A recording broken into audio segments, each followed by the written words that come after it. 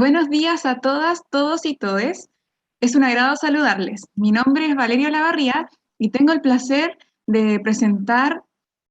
a la doctora Susan Bueno, tecnóloga médica de la Universidad de Chile, doctora en Ciencias Biomédicas de la misma universidad y con un postdoctorado realizado en la Pontificia Universidad Católica de Chile. La doctora ha realizado diferentes estadías de investigación en centros de estudio en Estados Unidos, como en New York University, entre otros. Actualmente trabaja como profesora asistente del Departamento de Genética Molecular y Microbiología de la Pontificia Universidad Católica de Chile.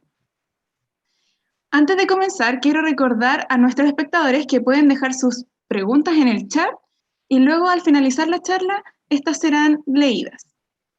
Sin nada más que agregar, les dejo con la doctora Susan Bueno y su charla Descifrando la interacción microorganismo hospedero en salud y enfermedad. Bueno, primero que todo, muchas gracias y a la Asociación Nacional de Estudiantes de Bioquímica y Carreras Afines por esta invitación a presentarles la investigación que estamos realizando en mi laboratorio en la Pontificia Universidad Católica de Chile, que tiene que ver todo con el rol de descifrar la interacción de los microorganismos y los hospederos en salud y enfermedad. Y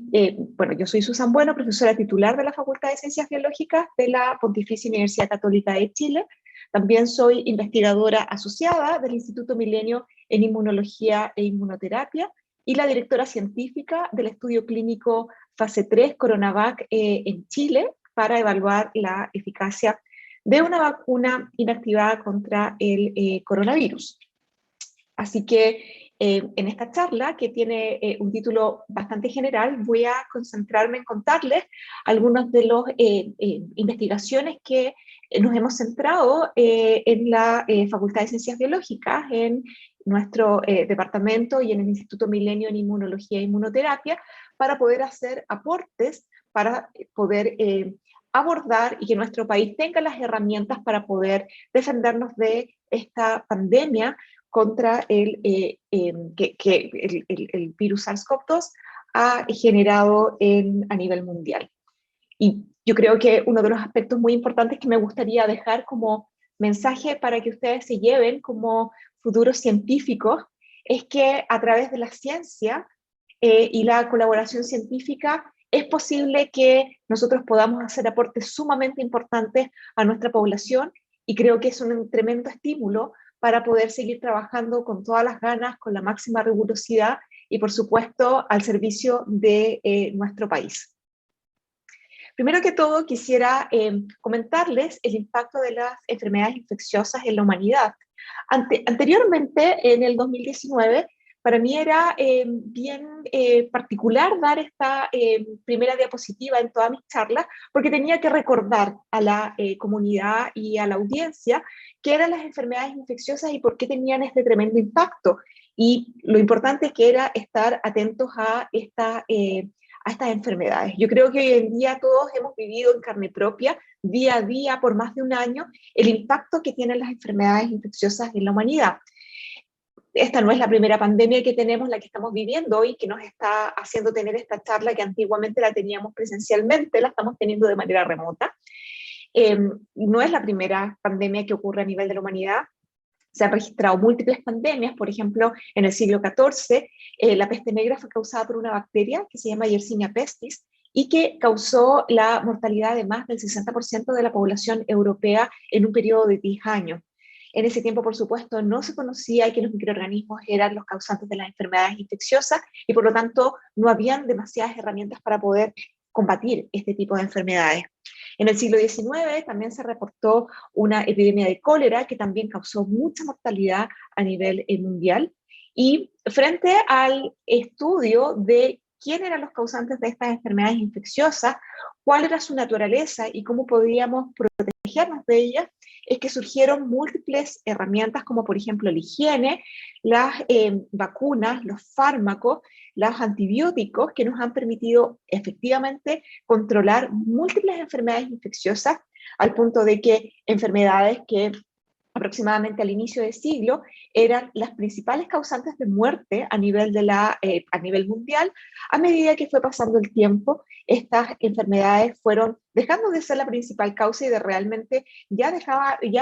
eran una enfermedad infecciosa. Las enfermedades infecciosas no eran las principales causas de mortalidad en la población, sino que habían otras causas como enfermedades crónicas y otro tipo de aspectos como por ejemplo violencia o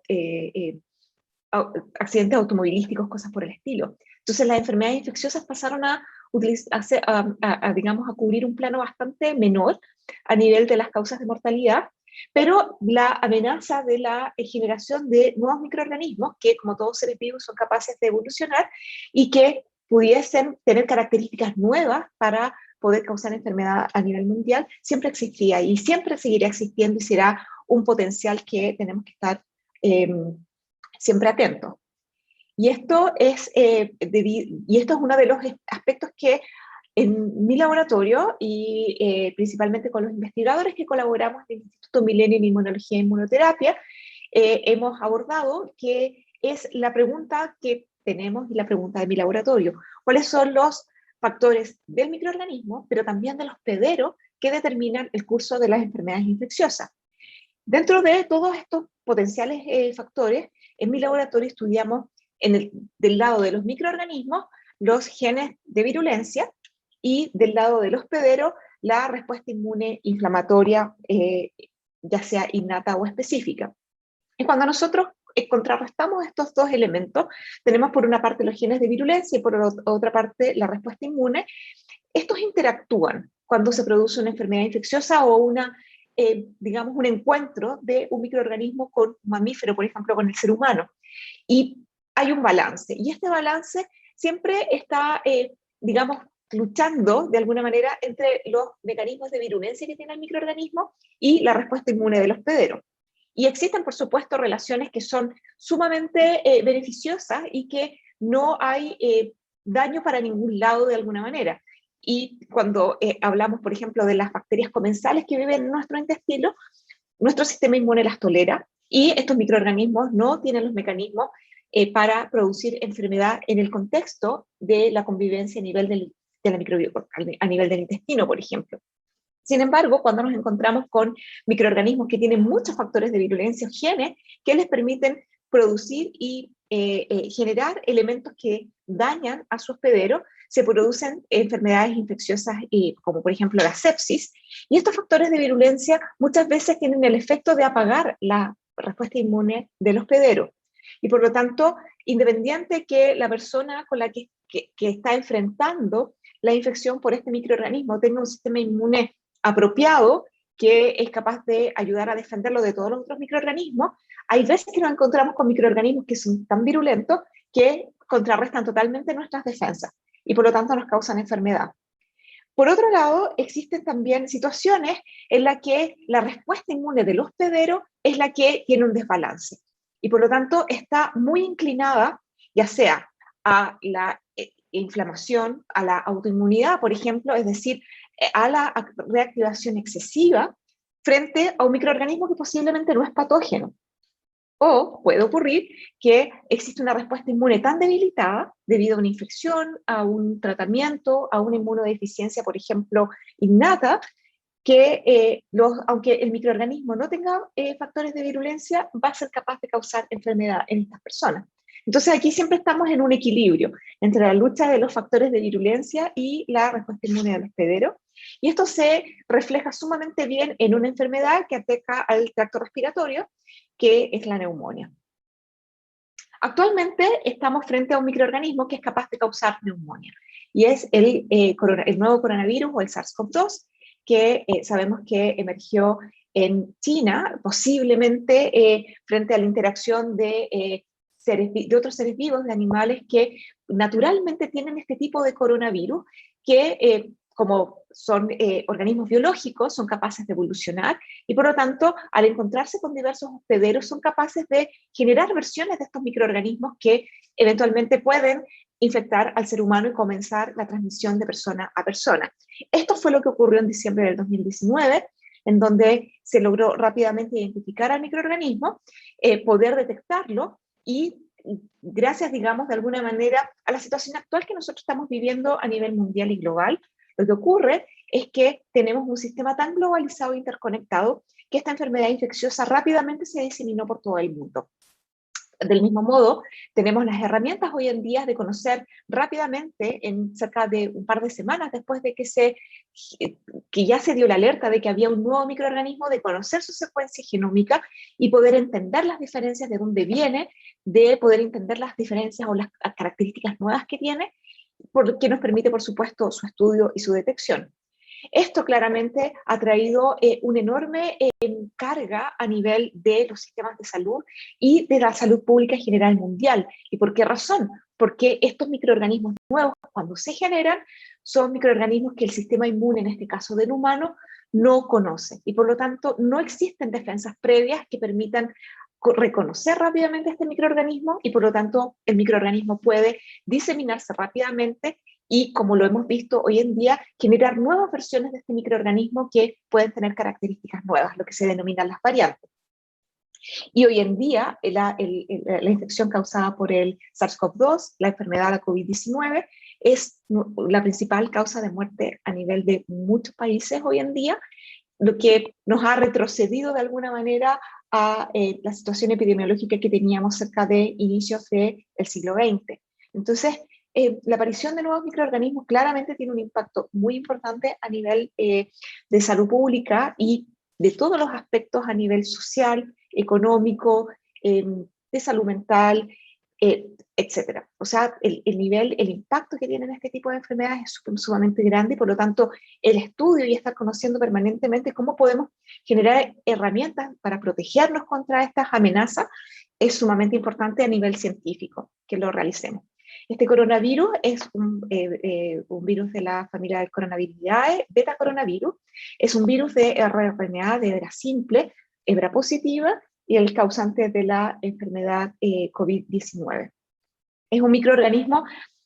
particularmente especial que tiene un genoma bastante grande para ser un virus de RNA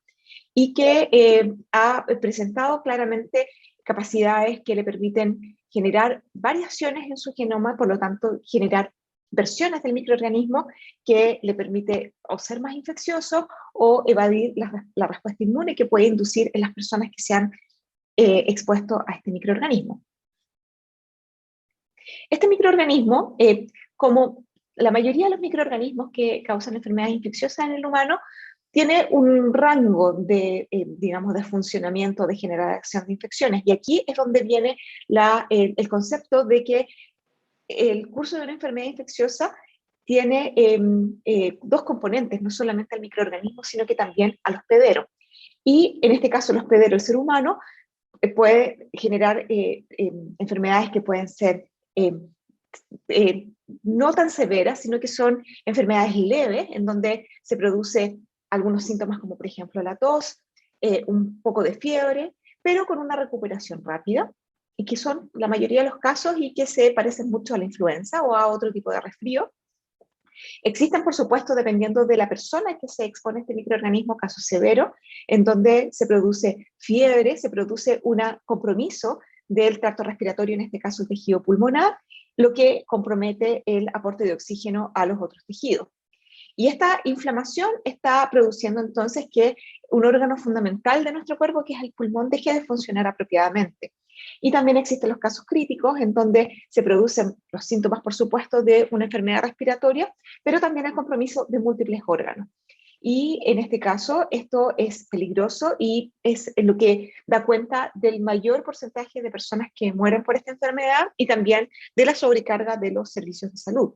Entonces, en este caso, existe un aumento de la inflamación pulmonar, un aumento también de una respuesta inmunoinflamatoria que impide definitivamente el funcionamiento correcto del pulmón para el intercambio de gases y también produce un aumento de otro tipo de enfermedades, como por ejemplo aumento de la respuesta inmune proinflamatoria, que lleva a daño permanente de múltiples tejidos, la generación de microtrombosis y por lo tanto una enfermedad sumamente severa y que causa en la mayoría de los casos en estas condiciones la muerte. Entonces, este microorganismo o cuando aparecen microorganismos en los cuales la población no tiene inmunidad, ¿qué es lo que podemos hacer? Lo primero es identificar a los individuos que son capaces de transmitir la enfermedad, que son aquellos que están enfermos. El aislamiento, la prevención funciona para todos los microorganismos. Prevenir el contacto con otras personas que puedan estar enfermas, las medidas de higiene que permiten reducir la cantidad de microorganismos en las cuales tú te expones, y también barreras mecánicas, físicas y comportamientos que te permiten estar alejado de este microorganismo. Pero esta situación no se puede mantener por mucho tiempo. Recordemos que nosotros como sociedad necesitamos estar en contacto con otras personas. Nuestro funcionamiento de trabajo requiere que nos movamos de un lugar a otro, que tengamos interacciones con otras personas, y por lo tanto los microorganismos conocen perfectamente bien y explotan esta forma de vivir del ser humano. Por lo tanto, cuando se producen estas enfermedades infecciosas, estas pandemias, es inevitable que se produzcan personas que se enfermen y que esta enfermedad se transmita. Por lo tanto, además de hacer una especie de mitigación para contener la transmisión de este microorganismo, también es necesario dar cuenta de tratamientos que permitan atender a los pacientes, sobre todo aquellos que desarrollan enfermedades más severas, y por lo tanto también hacer investigación para el desarrollo de otro tipo de herramientas y estrategias farmacológicas para poder tratar a las personas que ya están infectadas. Por otra parte, también existe la posibilidad de utilizar estrategias como, por ejemplo, la inmunidad pasiva, que permite que personas que se recuperan de una enfermedad puedan aportar de alguna manera sus anticuerpos o sus elementos inmunes que permitan ayudar a que otras personas se recuperen de la enfermedad o que no adquieran la enfermedad. Pero esto es sumamente limitado, reducido por supuesto, se puede hacer solamente en algunos casos. Y en el caso de las antivirales, actualmente todavía no existen antivirales que sean de uso masivo para la población para tratar a las personas enfermas en el caso del coronavirus. Y una de las medidas más costo efectivas que existen para el tratamiento de enfermedades infecciosas es la vacunación, la que permite no solamente prevenir que la persona que recibe una vacuna genere defensas y permita, por lo tanto, evitar contagiarse, o no contagiarse, perdón, sino que enfermarse severamente por un microorganismo, como en este caso un virus, sino que también permite generar una inmunidad colectiva que va a facilitar o reducir, mejor dicho, la capacidad del microorganismo de diseminarse rápidamente, y por lo tanto proteger a aquellas personas que por cualquier motivo o no respondan a las vacunas o no puedan recibir una vacuna.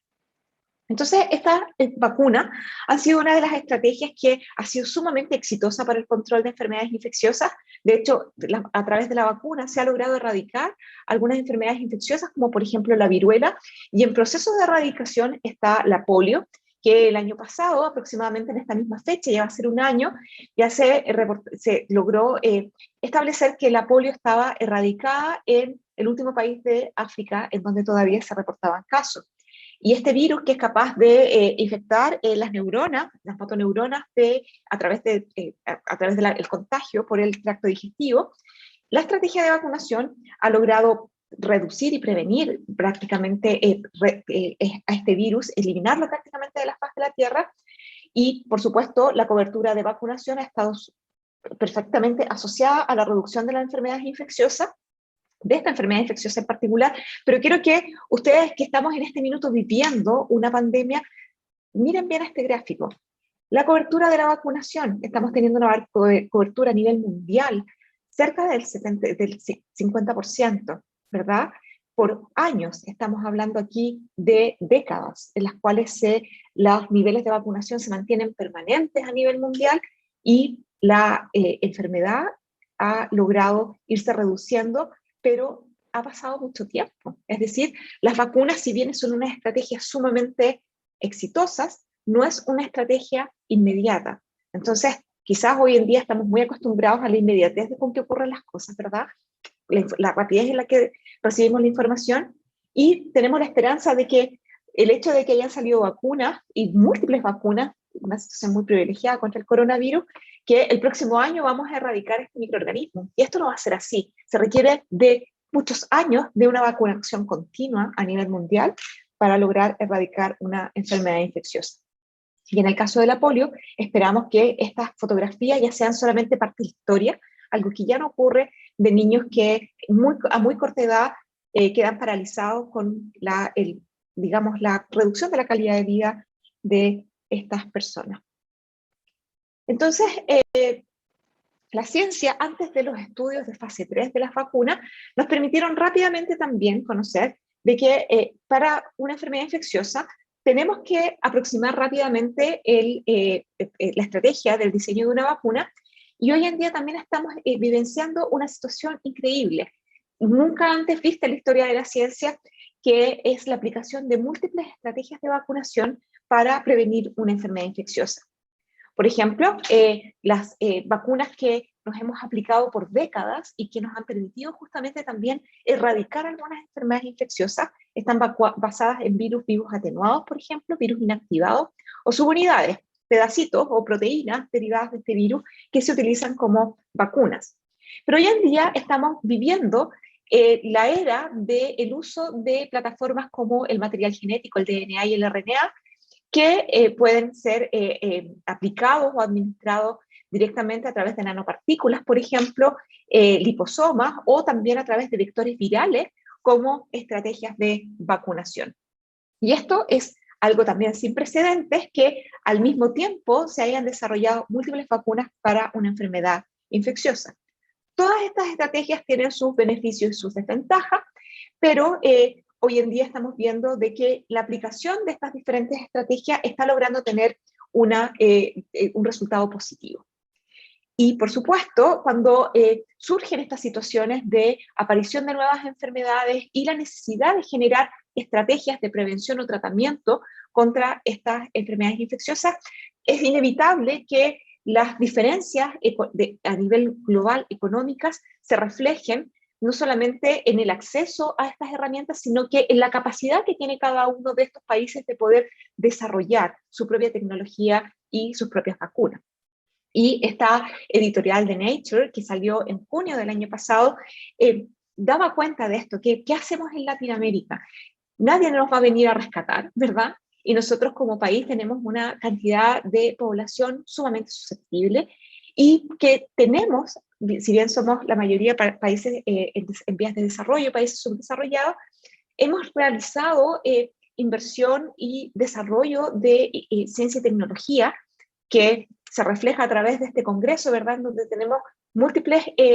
estudiantes y investigadores jóvenes que están formándose en la ciencia justamente para poder tener este conocimiento y esta riqueza de personas que puedan aportar frente a una situación como esta. Y nosotros como científicos que ya estamos trabajando en la academia o en diferentes lugares en donde los científicos tenemos nuestro campo de desarrollo, no nos podíamos quedar impávidos y sin tomar acciones frente a una situación que está afectando tan fuertemente a nuestro país, a nuestra región y al mundo. Entonces nosotros en la Facultad de Ciencias Biológicas, en la Pontificia Universidad Católica de Chile, formamos un equipo de 3 laboratorios: el laboratorio de inmunología molecular biomédica, de patogénesis microbiana y de virus de inflamación, que hemos trabajado por años en el desarrollo de vacunas para virus respiratorios. De hecho, este equipo de laboratorios, que está formado por el doctor Alexis Calergis, el doctor Pablo González y por mí, que soy Susan Bueno, hemos trabajado en el desarrollo de vacunas para el virus respiratorio sincicial y otros virus respiratorios, y desarrollamos en Chile la primera fase clínica 1 para evaluar la seguridad de una vacuna contra el virus respiratorio sincicial desarrollada en la Pontificia Universidad Católica de Chile, algo que nunca antes se había hecho y que sin duda fue una preparación, de alguna manera sin saberlo nosotros, para lo que se nos venía. Es decir, logramos a través de esta investigación generar las capacidades, los equipos clínicos, los equipos científicos, el camino regulatorio y también digamos, todo el campo de investigación científica para enfrentar rápidamente el desarrollo de vacunas contra el coronavirus. Y Cuando se inició la pandemia, este equipo de laboratorios, con apoyo del Instituto de Milenio en Inmunología y Inmunoterapia y la Fundación COPEQC, comenzamos rápidamente a trabajar en el desarrollo de múltiples estrategias para poder desarrollar vacunas contra el coronavirus, entre ellas diseñar bacterias recombinantes atenuadas que expresan antígenos de coronavirus, vacunas basadas en DNA, en proteínas recombinantes y en péptidos inmunodominantes. Y todo también este trabajo que partimos muy tempranamente entre febrero y marzo, también nos permitió generar todas las herramientas en nuestros laboratorios para poder enfrentar un desafío adicional que se nos venía, y es el que les voy a contar hoy en día, que desarrollamos en la Pontificia Universidad Católica de Chile, y que fue la colaboración con el laboratorio Sinovac, que nosotros ya teníamos establecido desde años anteriores, gracias justamente a esta investigación que estábamos realizando en vacunas para virus respiratorio. De hecho, nosotros en el año 2019 estuvimos en China, en Sinovac, digamos en Beijing, en el lugar donde ellos tienen su centro de operaciones, para poder discutir sobre esta investigación que estábamos haciendo en Chile y ver la posibilidad de seguir colaborando y desarrollando las fases clínicas adicionales que se necesitan para esta vacuna contra el virus respiratorio sincicial. Justamente esta reunión que tuvimos y que ya empezamos las colaboraciones fuertes ya a trabajar en conjunto para poder desarrollar fases clínicas tanto en Chile como en China para la vacuna del sincicial, ocurrieron en octubre del año 2019 y prosiguieron en noviembre, vamos muy avanzados, y en diciembre ocurre la emergencia del SARS-CoV-2. Enero fue el momento en que en China ya definitivamente están en cuarentena total, o sea, ya prácticamente no se podía trabajar, pero Sinovac comenzó rápidamente también, como empresa que trabaja en el desarrollo de vacunas y que ha desarrollado múltiples vacunas para otros patógenos,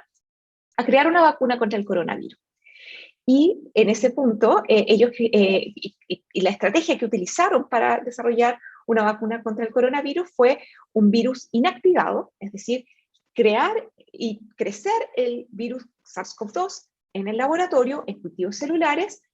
purificar este virus e inactivarlo con un compuesto químico.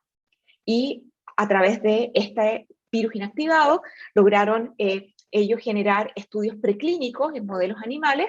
para demostrar que la vacuna era segura y era capaz de inducir una respuesta inmune. Y además también poder hacer pruebas con el virus para determinar de que la inmunidad inducida por esta vacuna era capaz de prevenir la enfermedad causada por este microorganismo. Entonces se desarrollaron estos estudios preclínicos para testear esta vacuna, y también estudios clínicos, el estudio clínico fase 1-2, que permite entonces evaluar en China, en este caso, la seguridad y la respuesta inmune inducida por esta vacuna en humanos. Y frente a esta investigación, nosotros colaborando fuertemente con ellos en términos, digamos, de estudios clínicos, se generó esta natural colaboración de poder evaluar esta vacuna en nuestro país en una fase clínica 3, que recordemos las fases clínicas 3 lo que miden o lo que la intención es evaluar la eficacia, es decir, que en humanos, ¿qué tan capaz de prevenir la enfermedad causada por este virus la vacuna puede conferir? Entonces, como les comentaba, esta vacuna está basada en un virus inactivado que se produce en cultivos celulares, que posteriormente se inactiva con un compuesto químico que se llama beta-propiolactiona. Posteriormente esto se purifica para eliminar todos los compuestos químicos y todos los contaminantes que pudiesen tener durante la producción de este virus inactivado. Se concentra, se esteriliza, se formula con un adyuvante, que es el hidróxido de aluminio, que es una molécula que estimula el sistema inmune, y se generan estos viales en condiciones de buenas prácticas de manufactura. Entonces, esta vacuna se probó en modelos animales, básicamente para ver en roedores la producción de anticuerpos policlonales con diferentes dosis de la vacuna. Se vio que efectivamente se producían anticuerpos contra la proteína S, el sector de la proteína S que se une al receptor, y la proteína N. Y también estos anticuerpos tienen la capacidad de neutralizar al virus. también reduce la cantidad de carga viral en tracto respiratorio y tracto digestivo, y también reduce la cantidad de copias del virus en tejido pulmonar. Y en este caso ellos lo probaron en macacos.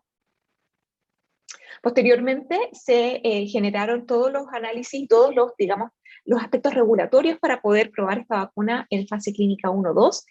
Es muy importante registrar en clinicaltrials.gov, que es una entidad de la NIH que tiene un registro de todas las fases clínicas que se están desarrollando a nivel del mundo en todos los aspectos. Y esta entidad, más que regular, revisa y valida que los estudios clínicos que se están realizando efectivamente tienen todos los componentes, y está toda la información disponible para ver cómo se diseñan estos estudios clínicos y sus resultados.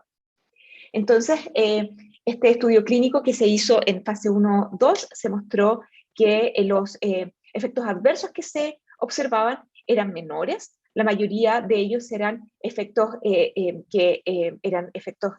adversos locales, que se daban principalmente con la dosis de mayor cantidad. Por lo tanto, para seguir los estudios clínicos en fase 3 se utilizó una cantidad intermedia, que son 3 microgramos o 600 unidades estándar de esta vacuna. Y también esta vacuna en el ser humano es capaz de inducir anticuerpos neutralizantes, que se observa en ambas dosis que se utilizaron o que se probaron en estos estudios de fase 1-2. También esta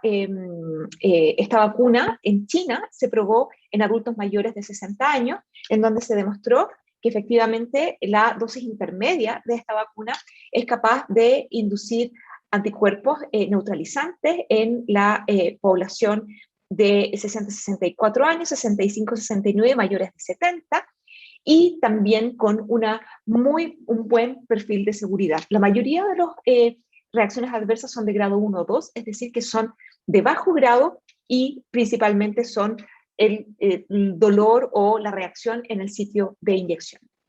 Por lo tanto, frente a estos datos que nosotros conocimos de su seguridad e inmunogenicidad, tanto en población mayor de 18 años como mayores de 60, nosotros como Universidad Católica nos embarcamos en esta misión de poder evaluar esta vacuna en la población chilena para efectuar una fase clínica 3. Conociendo que es segura en humanos, que es inmunogénica y que es capaz de inducir anticuerpos neutralizantes, la Universidad Católica con Sinovac firmó un acuerdo de colaboración que permitió ahora entonces trabajar en conjunto para poder ejecutar una fase clínica 3 en Chile con la vacuna de Sinovac. En ese minuto, justamente, uno de los aspectos importantes fue que Sinovac conocía el trabajo que estábamos haciendo en la Universidad Católica, conocía nuestra red de investigadores clínicos que nosotros teníamos como red de salud UC, y también toda la investigación científica que se estaba haciendo en vacunas, y gracias al aporte justamente de la Universidad Católica, y que permitió, en este caso a través de esta colaboración, poder conseguir fondos del Ministerio de Salud, de la CTC, que aportaron fondos para poder ejecutar este estudio clínico liderado por la Universidad Católica. Se pudo ejecutar, se pudo realizar un acuerdo de estudio clínico con Sinovac adicionalmente, que contenía condiciones que fueron muy valiosas para nuestro país. Dentro de ellas fue que si este estudio se ejecutaba en nuestro país, si es que se demostraba que la vacuna era efectiva, era segura y era inmunogénica, Sinovac se comprometía entonces a aportar dosis a nuestro país a precio preferencial en un tiempo, digamos, temprano, o sea, tan pronto como se pudiese aprobar esta vacuna para su uso en Chile, y con cantidades suficientes para poder inmunizar a toda la población nacional. Entonces, este acuerdo que se realizó permitió realizar este estudio clínico, y gracias también al aporte, como les dije, del gobierno, y en este caso también hubo un aporte muy importante del Ministerio de Relaciones Exteriores, del Ministerio de Ciencia, Tecnología, Conocimiento e Innovación, y por supuesto del Ministerio de Salud, que no solamente permitió que la Universidad Católica pudiese participar en este estudio clínico, sino que generar un consorcio científico para evaluar vacunas y terapias contra la COVID-19. Y en este estudio científico participó no solamente la Universidad Católica, sino que también la Universidad de los Andes, la Universidad San Sebastián de Valparaíso, la Universidad del Desarrollo y también la Universidad de los Andes. Entonces, frente a esta, digamos, no sé si apuesta, pero que sí fue una decisión, digamos, de la parte científica, clínica de nuestro país, liderado por la Universidad Católica, de ponernos al servicio para poder optar a tener una alternativa de vacunación, logramos iniciar este estudio clínico. Ahora es importante también tener en consideración de que este acuerdo que se logró con Sinovac, la Universidad Católica lo transfirió 100% al gobierno para que pueda hacer uso de este acuerdo para optar a estas vacunas de manera preferencial, en cantidades suficientes y en un tiempo temprano. Entonces, nosotros partimos de este estudio clínico y las personas que participamos, que le llamamos el core científico clínico, que fueron claves en esta ejecución del estudio clínico, fue el doctor Alexis Kalergis, que es el director general de este estudio clínico, el doctor Pablo González, el director ejecutivo, la doctora Katia Barca, la directora clínica, el doctor José Vicente González, director técnico, yo como directora científica, y con el apoyo, por supuesto, de múltiples entidades en la Universidad Católica, partió el estudio Coronavac fase 3 en Chile. Este estudio involucró a 8 centros en Santiago y en Valparaíso, cada centro con su investigador responsable a cargo,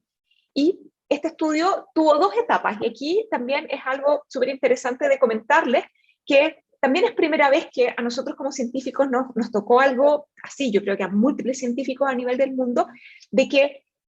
era tan la urgencia de generar estas vacunas, la pandemia en pleno desarrollo, que a medida que íbamos utilizando y íbamos estudiando las vacunas, también se iban aprobando otras. Y por lo tanto nos iba cambiando cada día el escenario. Entonces, cuando partimos el estudio clínico fase 3 en Chile, partimos por una primera etapa en donde se reclutaron trabajadores de la salud mayores de 18 años, en donde se aplicó la vacuna o placebo. Y el esquema de vacunación que se utilizó en ese entonces fue el esquema de la vacuna el primer día y a los 14 días siguientes la segunda dosis. Esto fue, digamos, en la armonización de todos los estudios clínicos que se estaban realizando para Coronavac a nivel del mundo,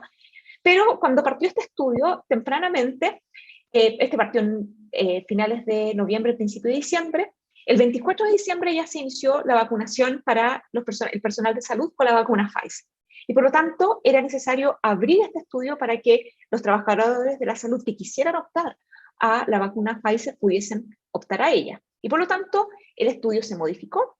se eliminó la rama de placebo y se abrió el estudio para la población general, que reclutó a mayores de 18 años, se hizo un énfasis en incluir a personas mayores de 60 años. Se evaluaron en esta etapa 2 esquemas de vacunación. Uno, que el intervalo fuera de 2 semanas entre las dosis, y el otro, que el intervalo de vacunación fuera 4 semanas. Y es el intervalo que actualmente nosotros estamos usando en nuestro país en términos de la campaña de vacunación masiva. Este estudio, como les decía, contempló 8 centros, la mayoría en Santiago y también 2 en la quinta región. Entonces, cuando y les voy a mostrar los resultados que se obtuvieron de los primeros análisis que hicimos del estudio clínico fase 3, cuando se obtuvo un total de 434 enrolados en el estudio, se hizo el primer análisis de seguridad y de inmunogenicidad, en donde se evaluaron participantes mayores de entre 18 y 59 años y mayores de 60, y un subgrupo de ellos se evaluó en el estudio de inmunogenicidad. En el estudio de seguridad, lo que se observó es que el principal, digamos, reacción adversa, al igual que lo que se había visto en la población china, es que era dolor en el sitio de inyección, tanto para la primera dosis como para la segunda dosis.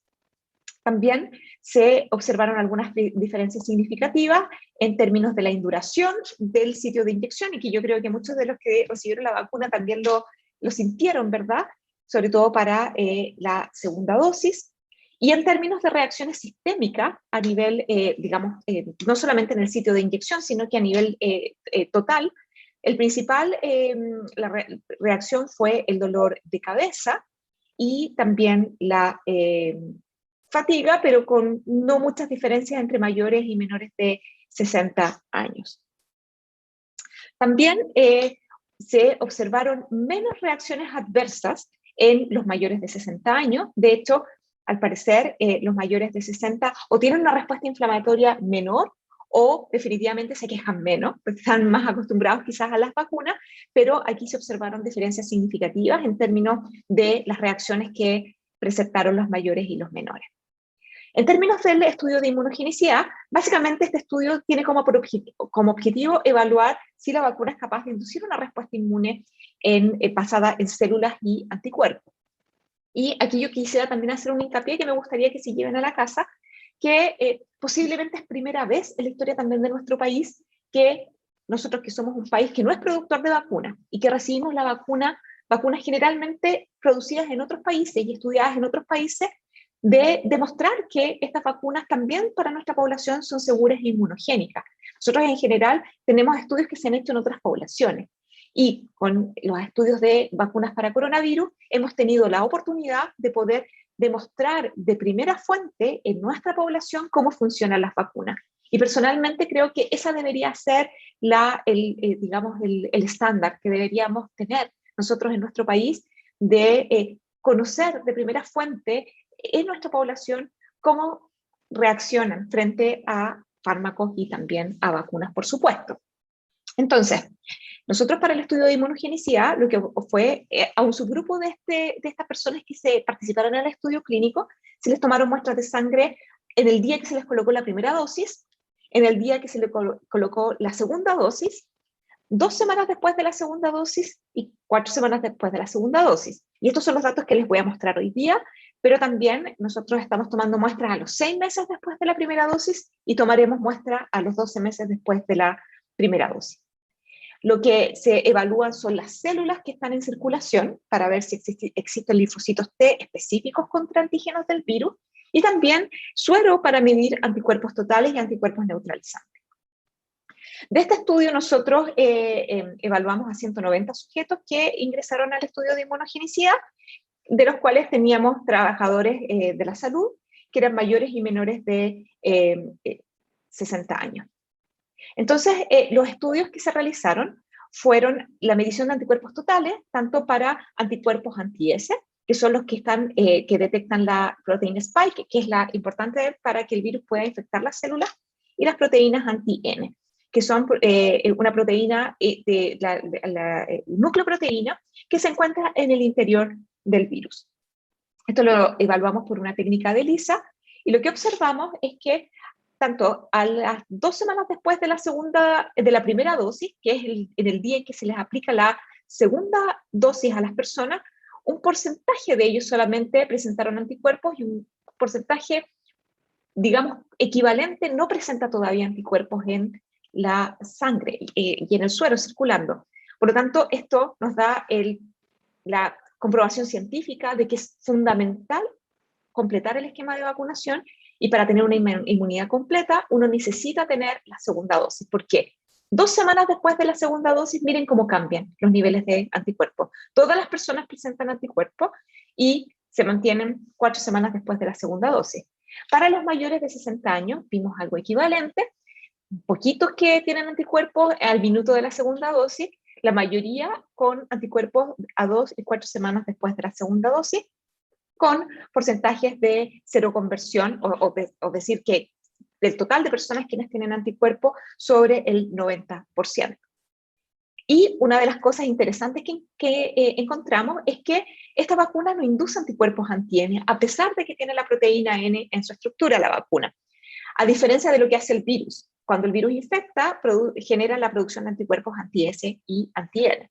Esto lo vimos para tanto mayores y menores de 60 años, con porcentajes de seroconversión muy bajitos. También detectamos que la vacuna induce en menores y mayores de 60 años la producción de anticuerpos neutralizantes. Lo que vemos acá es la proporción de sujetos que tienen un nivel mayor de 0, digamos, de anticuerpos capaces de neutralizar al virus, tanto a las 2 como a las 4 semanas después de la segunda dosis, en ambos grupos etarios, con un porcentaje de seroconversión sobre el 90%, y utilizando otra metodología que es basada en un pseudovirus, pudimos observar también que estos anticuerpos son capaces de prevenir la entrada del virus a las células, con un muy buen porcentaje de seroconversión.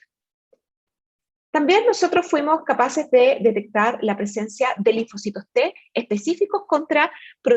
la proteína S y contra todas las otras proteínas que no sean la S del virus. Esto lo hicimos en colaboración con la Joya Institute for Immunology, que nos facilitó péptidos derivados del virus para poder evaluar la respuesta inmune. Y esto lo evaluamos por el SPOT, que nos permite detectar células que son productoras de interferón gamma cuando tú las expones a los péptidos derivados del virus. ¿Y qué fue lo que observamos? Que cuando a los sujetos mayores y menores de 60 años se le expone a los péptidos derivados de la proteína S, tanto a las 2 como a las 4 semanas después de la segunda dosis se observa un aumento en las células productoras de interferón gamma,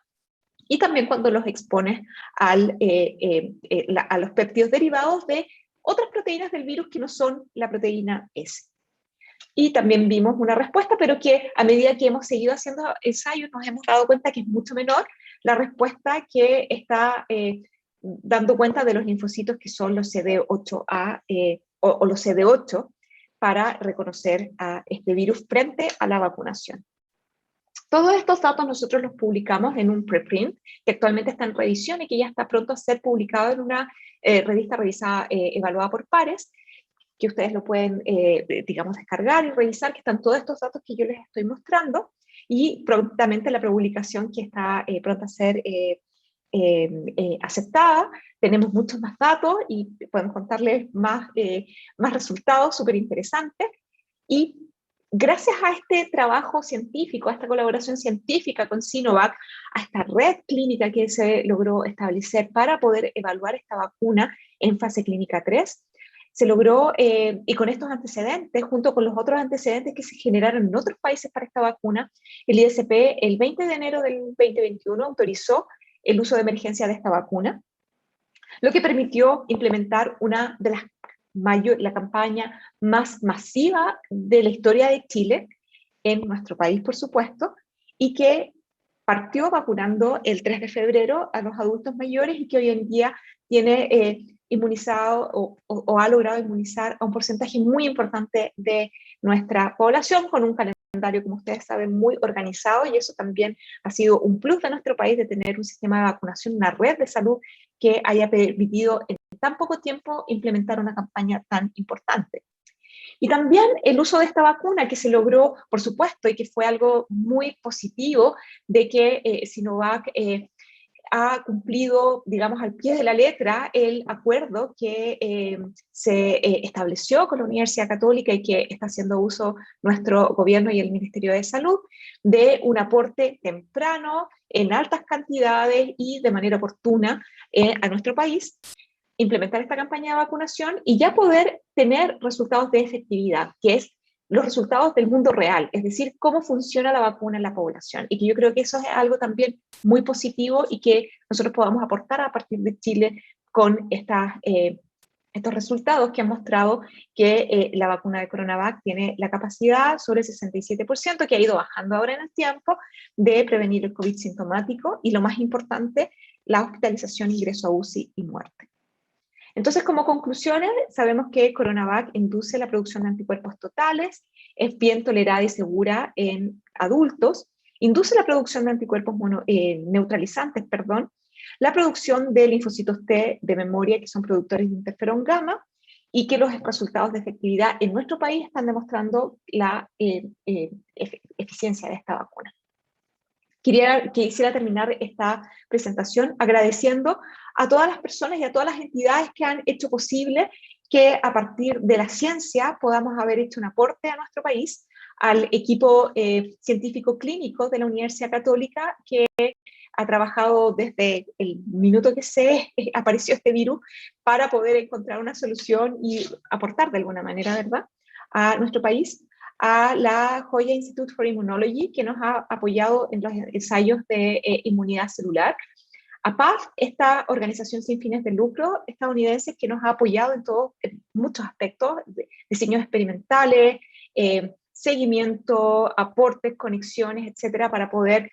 hacer nuestra ciencia lo más conocida y lo más, digamos, comparable con otros grupos de investigación a nivel mundial. La CPC y el gobierno de Chile, que aportaron los fondos para generar este estudio clínico. El Instituto de Salud Pública, que a través de el Departamento de Laboratorio Biomédico nos ha apoyado mucho con los ensayos de anticuerpos neutralizantes en nuestro país. El Instituto Milenio de Inmunología e Inmunoterapia, al equipo de investigación de la Facultad de Ciencias Biológicas, que son todos muchos bioquímicos y de carreras afines, investigadores jóvenes, que son ellos los que han estado todos los días con pandemia, con cuarentena, trabajando todos los días incansablemente, y quisiera darles un enorme reconocimiento de todo corazón por el entusiasmo, el compromiso, la rigurosidad con que han trabajado y todo su esfuerzo, y realmente yo siento que, al igual que yo, sienten que ha sido más que valioso ver cómo esto se ha traducido en un aporte a nuestro país. Al equipo clínico, por supuesto, que han trabajado también todos los días, codo a codo, reclutando a los voluntarios, haciendo los seguimientos, haciendo toda la investigación clínica, y por supuesto también a todos los participantes que con mucha filantropía y con mucha entrega participaron como voluntarios de este estudio. Así que muchas gracias, con esto termino, y estoy súper contenta de tomar algunas preguntas si es que hay tiempo suficiente. Muchas gracias a la doctora Susan Bueno por su gran charla, bastante motivacional como para la gente de las bioquímicos, sobre todo, de que podemos trabajar todavía en esta área. Sí hay campo para trabajar en el tema de las vacunaciones, de los virus. Y bueno, quería pasar ahora a las preguntas. Tenemos hasta el momento solamente una pregunta, que es de parte de Camila García, que pregunta sobre la tercera dosis, si no requiere un tiempo específico o es debido a la emergencia que ya no es necesaria esa rigurosidad. Sí, esa es una muy buena pregunta, y justamente son datos que no los mostré, que son datos que todavía no están publicados, pero justamente también nuestro estudio, como yo les comenté, ha ido siguiendo la respuesta inmune de los voluntarios vacunados con CoronaVac en el tiempo, y a los 6 meses se observa que efectivamente se mantienen todavía los anticuerpos y las células en circulación, pero a niveles más bajos. Entonces, esto es algo natural que pasa con la respuesta inmune, sobre todo cuando uno se expone inicialmente a una vacuna o a un microorganismo, que los anticuerpos y las células suben a nivel de circulación, pero después empiezan a bajar porque se contrae y quedan como células de memoria. Esto es natural, pero frente a una pandemia en donde existe un virus que está circulando permanentemente, y otro aspecto que también es muy relevante y que ha sido parte también del desafío que hemos tenido día a día como científicos, la aparición de nuevas variantes que posiblemente sean más resistentes a la inmunidad, y es algo que también hemos demostrado, de que los anticuerpos que induce CoronaVac son capaces todavía de reconocer a las variantes, pero en menor cantidad. O sea, tú necesitas más anticuerpos para poder producir la neutralización completa, por ejemplo, de este virus. Es que es necesario y recomendable una dosis de refuerzo, porque estamos en una situación justamente de emergencia. Y en nuestro estudio clínico también nosotros prontamente vamos a partir aplicando la tercera dosis, y vamos a entregar toda esta información científica de seguimiento de las personas desde que antes que se colocara la vacuna hasta después de la tercera dosis, y qué va a pasar 6 meses después de la tercera dosis. Esa información es sumamente relevante, pero frente a la emergencia es necesario ir tomando decisiones a medida que se va a ir obteniendo información científica, digamos, relevante respecto al desarrollo de la pandemia. Así que definitivamente la tercera dosis es una decisión muy acertada, sobre todo considerando esta amenaza que tenemos de las variantes, y por lo tanto se sabe, justamente también por otros estudios que se han hecho internacionalmente, y Sinovac también los ha hecho, que una tercera dosis, tanto de la misma vacuna como de otras vacunas, definitivamente va a reforzar la inmunidad. Justamente para allá se direccionaba una de las dudas que tenía sobre, porque claro, actualmente se ve que en el plan de vacunación de tercera dosis estaba planteado solamente el uso de vacunas de otros laboratorios como para reforzar la inmunidad. Quería saber entonces en ese caso si claro, se estaban haciendo investigaciones sobre una tercera dosis con la misma vacuna, con Sinovac. Del mismo Correcto. laboratorio. De hecho, este es un estudio que ya de hecho lo publicó un grupo en China con la vacuna de Sinovac, y nosotros los estamos partiendo muy prontamente, y justamente también vamos a ir informando cómo quiero insistir en el mismo punto, cómo es en nuestra población. ¿Qué pasa con una tercera dosis? Y también recordar que el Ministerio de Salud también está corriendo en paralelo un estudio en donde se han vacunado con terceras dosis o dosis de refuerzo con Sinovac, con Pfizer y con AstraZeneca. Y estos datos también han sido importantes y un sustrato para tomar las decisiones en términos de aplicación de terceras dosis. Muchas gracias por su respuesta. Ahora tenemos otras dudas más que están llegando al chat. Consuelo Contreras consulta en relación a la alianza con Sinovac. ¿Siente que es un paso para el desarrollo de vacunas a nivel nacional y no solo en cuanto a producción? Sí, de todas maneras. De hecho, creo que justamente el acercamiento con Sinovac ha sido importante. Partió como una colaboración científica. Y esta colaboración científica que comenzó a fructificar justamente se potenció con la llegada del coronavirus. Y uno de los aspectos importantes que Sinovac, digamos, como empresa científico-tecnológica, no solamente se dedica a la producción de vacunas, sino que también a hacer ciencia en vacunas. Y eso ha sido muy positivo porque justamente con esta digamos, decisión de poder generar o implementar una sede de Sinovac en Chile, o Sinovac Chile, no solamente va a estar orientada a la producción, al envasado de vacunas y su distribución, sino que también al desarrollo a la generación de un centro de desarrollo de investigación que posiblemente va a estar instalado en la región de Antofagasta, lo que es muy positivo también para el desarrollo científico y tecnológico regional, y que va a permitir justamente poder crear las capacidades en nuestro país que son capacidades que actualmente nosotros no tenemos. Tenemos mucha capacidad científica para generar vacunas, pero llegamos hasta la etapa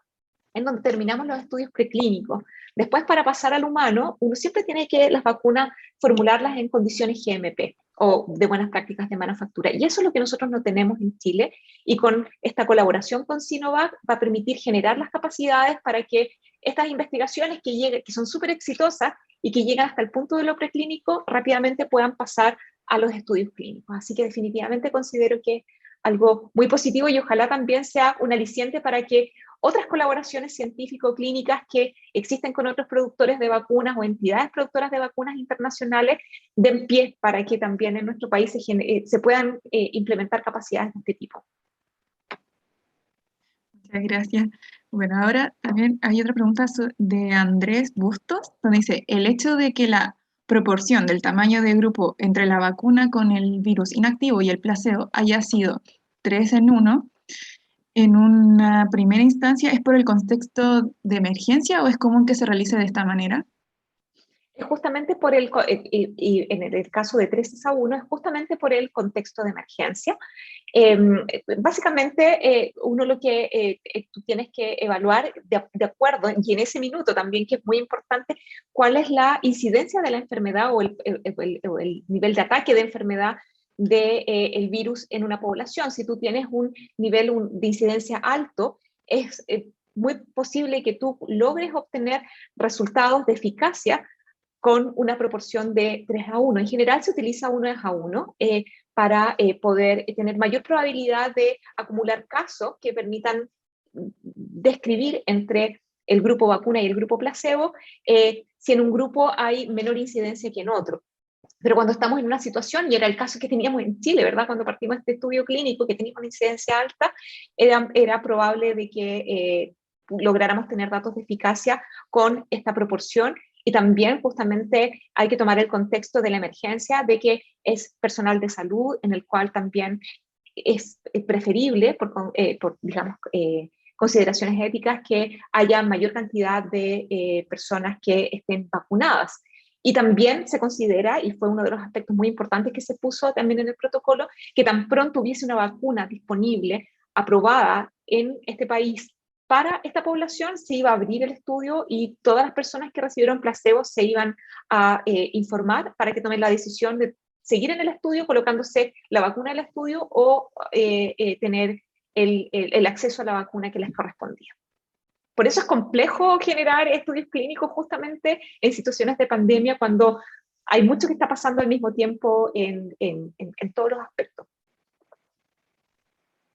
Como última pregunta tenemos a Kevin Guzmán, que pregunta que si bajo su perspectiva, ¿ha sido actualmente adecuadas las aperturas como cambios de fase de todas las comunas, ya que ahora actualmente ya no hay ninguna que esté en cuarentena? Sí, ahí hay un punto muy importante que yo creo que justamente la vacunación ha sido un elemento que ha ayudado a que esto pueda ocurrir y justamente por lo que les comentaba, que cuando hay un porcentaje alto de la población que está vacunada, es muy esperable que se empiece a producir esta reducción de la positividad o la incidencia de la enfermedad en una población, lo que favorece justamente de que se puedan abrir algunas restricciones, pero eso no significa, y yo creo que eso es también algo que ha sido muy importante transmitir a la población, que el hecho de que uno esté vacunado o que una población esté vacunado sea la única estrategia que permita prevenir la enfermedad causada por el virus o que la vacunación va a impedir que yo me infecte o que pueda transmitir a otra persona. Entonces, por lo tanto, yo creo que las aperturas son necesarias porque justamente las restricciones y las cuarentenas tenemos que considerar a toda la población y sobre todo en nuestro país que necesita salir a trabajar para poder mantenerse. Entonces, tiene que haber un equilibrio en ese punto, pero la vacunación, por supuesto, ayuda, pero no se pueden relajar o no seguir incentivando las otras medidas que son fundamentales para la prevención del contagio. En este tipo de situaciones es muy importante sumar todas las posibilidades, todas las alternativas que nos permitan reducir la transmisión o que personas se enfermen con este virus, sumando vacunación, medidas de protección, uso de mascarilla, lavado de manos, distancia social, y es ahí donde yo creo que también nosotros, también como científicos, tenemos la responsabilidad de transmitir esta información a la población, de que aunque haya apertura, uno personalmente tiene que saber que tiene que seguir manteniendo las medidas de protección, hasta que, porque también se los mostré en la diapositiva, ¿verdad? Tienen que pasar años, décadas de una vacunación permanente para que un virus realmente pueda comenzar a desaparecer. Entonces, es muy importante aquí la responsabilidad personal. Es necesario que las personas puedan salir a trabajar, comenzar a hacer la vida relativamente normal que teníamos antes, pero con protección, con toda la protección que nosotros podamos tener individualmente. Ahora nos llegó una pregunta de Benjamín Muñoz, eh, que pregunta, ¿qué tanta chance hay de que el virus sobreviva lo suficiente para que éste mute e ignore las vacunas? ¿Y qué incidencia tienen las personas no vacunadas en esto? Ahí las personas no vacunadas cumplen un rol fundamental. Pensemos que las personas no vacunadas y que no han tenido exposición al virus tienen cero defensa. Y el virus encuentra un campo de desarrollo sin ninguna restricción, salvo la inmunidad innata, ¿verdad? Pero que ya sabemos que la inmunidad innata no logra prevenir que el virus pueda reproducirse. Entonces, la reproducción del virus en nuestras células, son los virus sobre todo los virus de RNA, tienen esta posibilidad de cambiar las bases de su material genético, ¿verdad? Y generar nuevas versiones. Entonces, la respuesta inmune de alguna manera restringe esta posibilidad de que el virus pueda, de una parte, infectar a las células y por otra parte, las células infectadas van a presentar en su superficie elementos que alertan a las células del sistema inmune de que es una célula infectada y los linfocitos citotóxicos las reconocen y las eliminan. Entonces, la respuesta inmune de alguna manera restringe digamos, la reproducción del virus. Las personas no vacunadas no tienen eso por posiblemente 2 semanas, ¿verdad? Desde que se encuentran con el virus hasta que ya tienen una respuesta inmune que pudiese ser relativamente eficiente. Está en un periodo en que el virus se puede reproducir y se puede transmitir a otra persona no vacunada que va a tener la misma posibilidad. Entonces, mientras existan justamente personas no inmunes, el virus va a tener su reservorio en donde va a poder reproducirse, generar variantes y tener la posibilidad entonces esta persona de transmitir a otros. Yo creo que este es un mensaje que es importante tratar de transmitir a las personas que no se quieren vacunar, porque justamente ellos van a ser digamos, el blanco de este virus y de la generación de nuevas variantes que pueden generar versiones. Esperamos que no. Uno espera que en términos de biología el virus se vaya adaptando más al humano y cada vez se vaya haciendo menos patógeno, pero sí es posible que puedan surgir versiones más patógenas a través de la generación de nuevas variantes. Ahora también nos llegó otra pregunta de Alexander Vergara que dice si hay alguna parte del virus que sea más propensa a mutaciones. Y lo otro dice, obviamente es algo aleatorio, pero no se han hecho estudios de estadísticas del tiempo que podría pasar para que se produzca una mutación aproximadamente. Sí, la segunda pregunta no la puedo contestar porque esa información yo la desconozco. Y la primera pregunta, efectivamente, uno tiene que pensar el virus, aunque siempre todavía está la discrepancia si es un ser vivo o no, pero se comporta como tal, ¿verdad? Que va evolucionando, perdón, y que van aplicando las medidas de selección natural que aplica en todos aspectos de biología, ¿verdad? Y si bien no, yo desconozco algún estudio que diga que algunos genes de este virus tengan la capacidad de cambiar más rápidamente sus fases que otras secciones, lo que sí ocurre es que a través de selección, aquellas variantes que generan modificaciones a nivel de proteínas tan claves como la spike, que le permite infectar y tomar el contacto en el receptor, es la que más se han detectado. Pero eso no quiere decir que no ocurran otros cambios en otros genes que dan origen entonces a proteínas distintas. Las proteínas en general, a nivel de los virus, que están en el interior del virión, se reportan la menor cantidad de cambios, porque no tienen, entre comillas, esta presión del sistema inmune. El sistema inmune lo que hace va seleccionando negativamente aquellas que reconoce a través de la proteína spike porque neutraliza, ¿verdad? Y impide que infecte a la célula. Y por lo tanto, se van seleccionando positivamente aquellas que, por una parte, son más resistentes a la capacidad de los anticuerpos de poder neutralizarlo, y también aquellos que le permiten tener una interacción mejor con el receptor, que le permite hacer una infección mucho más rápida. Y eso es lo que se ha observado, por ejemplo, en las nuevas variantes que están circulando hoy en día, como la lambda o la delta, que tienen una capacidad o una efectividad muchísimo mayor que la cepa o la variante ancestral.